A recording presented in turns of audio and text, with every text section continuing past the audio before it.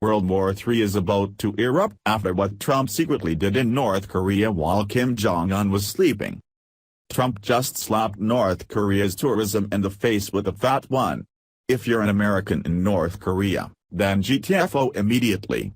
Travel from America to North Korea is set to be banned.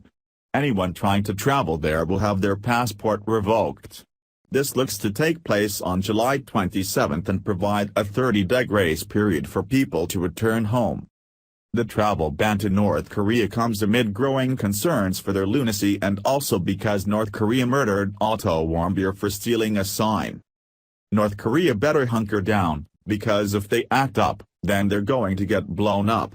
Their bowl-cut fat boy of a leader and inability to be civil will lead them into the quickest World War defeat in history. A world war between North Korea and America would last about 5 minutes as U.S. forces annihilate North Korea and turn them into a filthy pile of dirt to be washed away by the Sea of Japan. Erupt Tours and Young Pioneer Tours said the ban would be announced on 27 July to come into effect 30 days later, the BBC reported. After the 30-day grace period, any U.S. national that travels to North Korea will have their passport invalidated by their government. The ban comes 1 month after U.S. student Otto Warmbier died following his imprisonment by the Kim regime.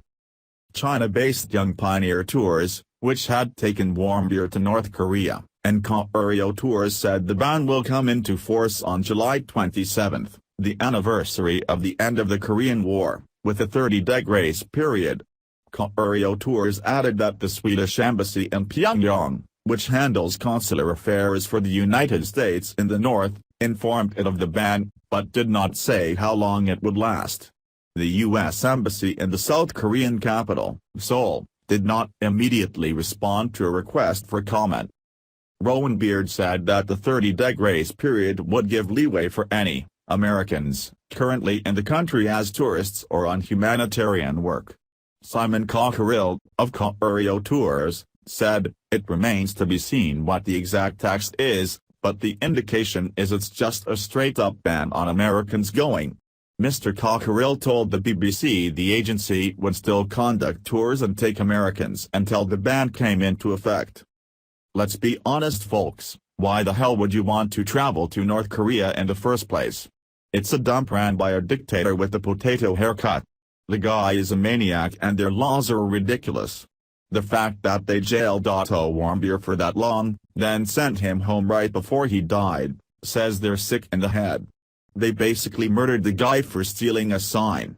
Everyone knows Warmbier was wrong for stealing, but the punishment he was delivered was absolutely extreme and horrendous. Slap the guy on the wrist or give him a few lashes with caning and send him on his way. Give him a week of hard labor and send him home. Don't send him home half dead and think it's going to be okay with America. Oh hell nah. Those little deek North Koreans want to keep messing around and they're going to be holding up umbrellas when it's raining Moabs and they're all sinking in the Sea of Japan like some busted Somalian pirate canoes. "I'm the captain now" is all they'll hear as American forces demolish their land and free the people living under horrible rulings of a dictator.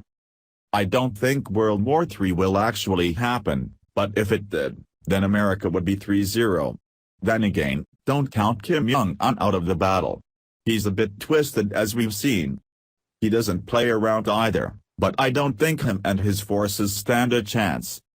What cracks me up is that this little 5 feet 7 inches guy with a bad haircut has all this power.